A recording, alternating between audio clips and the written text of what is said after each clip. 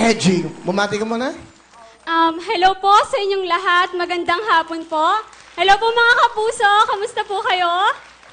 Gaganda lang ating mga gandang Pilipina ngayon, no? Magmula ka sa Balanga, Bataan. Yes, Will. Ikaw ba ano ba ang pangarap mo, Iha? Pangarap kong maging isang nurse. Actually, fourth year nursing student na po ako. Malapit na po akong graduate. Wow. At darating din po na magbo-board exam ako, hoping na sana makapasa po ako para po makapaglingkod ako sa mga kapwa natin Pilipino. Okay. Bili ka na sa mga katanungan. Uy, nanonood sa atin ang buong mundo, ha? Kala mo, Pilipinas lang, buong mundo. Buong Amerika, buong Europa, Asia, at Middle East. Pakibasa at para maintindihan mo. May boyfriend ka na mahal mo, pero bigla na lang siyang pumanaw dahil sa car accident.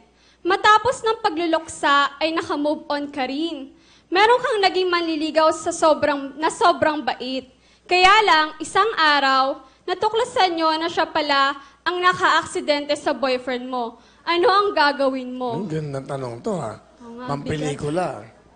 Gagawin ko, Will, hindi ko siya sasagutin. Kasi napakasakit sa part ko na yung taong pinakamamahal ko na na-aksidente, yung naka-aksidente sa kanya, yung nanliligaw sa akin. Sa tingin ko, hindi ko siya sasagutin. Kasi ang sakit nun, parang binaliwala mo lang yung mga nangyari sa inyo nung nakaraan mong boyfriend, yung mahal na mahal mo. Pero siguro naman aksidente nga eh. Di ba? Sabihin, aksidente lang. Hindi naman siguro sinadya yun. Pero mabait na tao naman to. Hindi rin naman niya akalain na mangyayari yun. Ganun na kagad kasarado? Yes, Will. Ngayon may manliligaw sa'yo, hindi niya kasing bait. Sasagutin mo? Ganun ba ang rason mo? Ano yung pwede mong Siguro yung time na yung magsasabi nun, bibigyan ko siya ng second chance. Nabago isip mo, ha? Nagbago isip ko.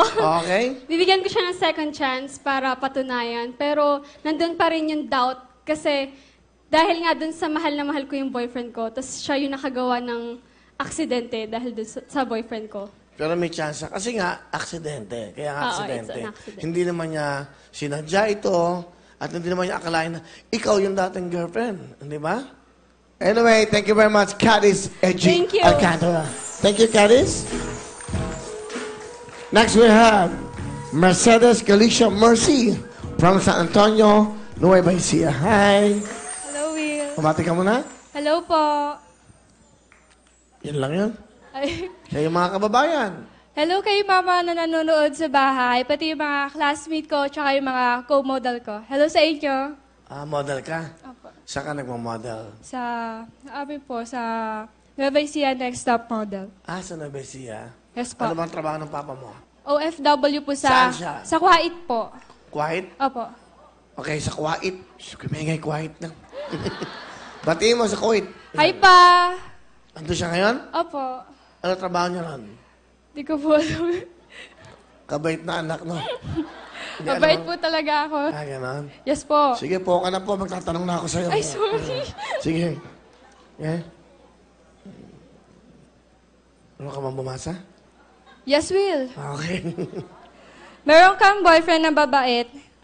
Mabait naman at masipag sa trabaho. Kaya lang, sobrang gastador. Ubos lagi ang sweldo niya sa mga gadget at mga mamahaling regalo sa iyo. Kaligayahan niya raw ito. Ano ang opinion mo dito? Para sa akin,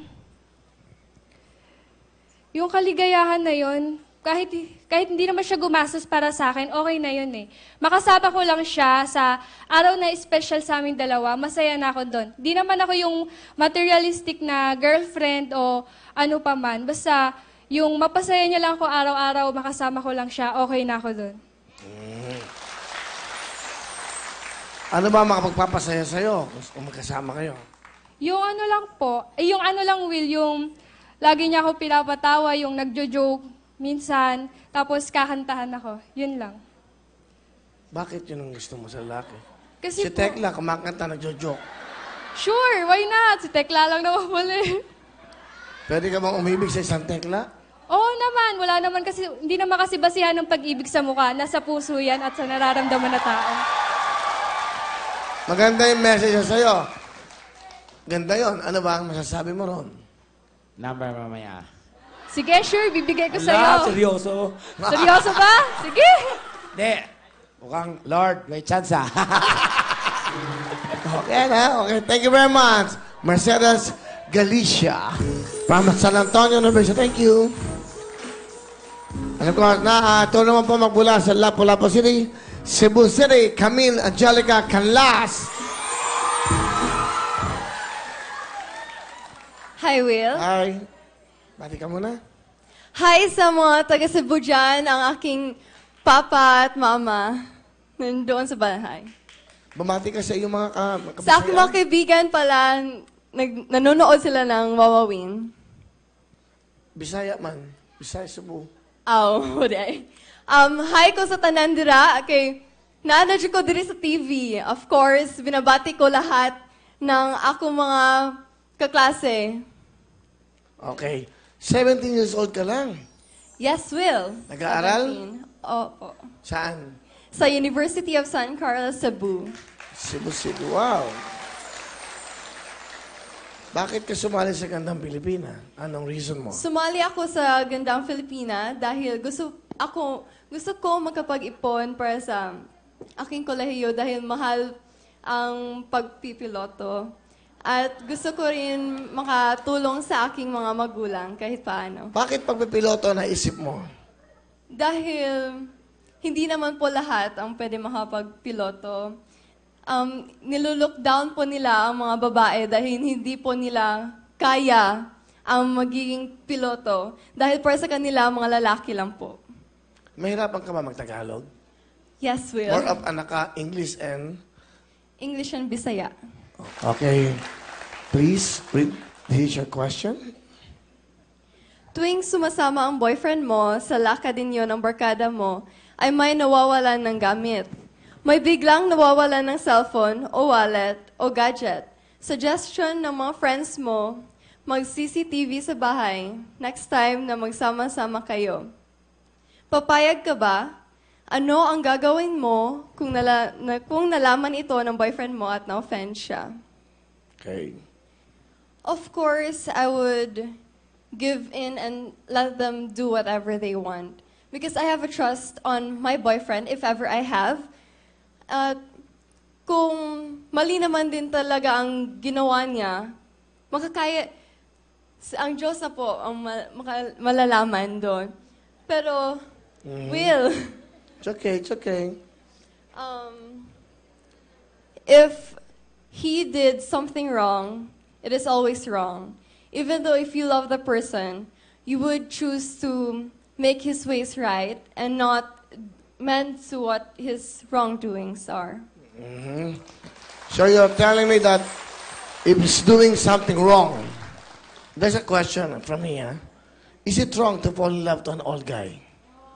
It's not wrong to fall in love with the wrong guy because love has its own ways. But if the reason to love a guy, to an old guy, is just for money, well, that's the wrong definition of love. Good answer. Thank you so much, Miss Camille Angelica. Thank you, and good luck. There you have it, ladies and gentlemen, our three beautiful candidates for today sa ating pong Gandang Pilipina. And the winner will receive 10,000 cash. Non-winners will receive 5,000 cash each. And she will be back sa ating pong monthly finals. Magmula po sa Balanga Bataan, Caris E.G. Alcantara. From San Antonio, Nueva Ecija, Mercedes Galicia. And from Lapu-Lapu City, Cebu City, Camille Angelica Canlas. Ladies, kinakabahan ba kayo? Eto na. Here we go.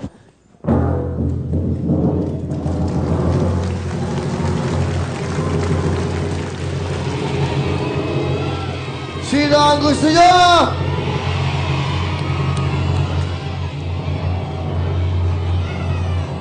The winner for today, Our Gandang Filipino winner of the day is...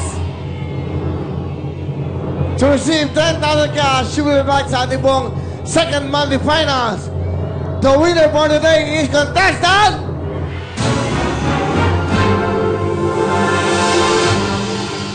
Contestant number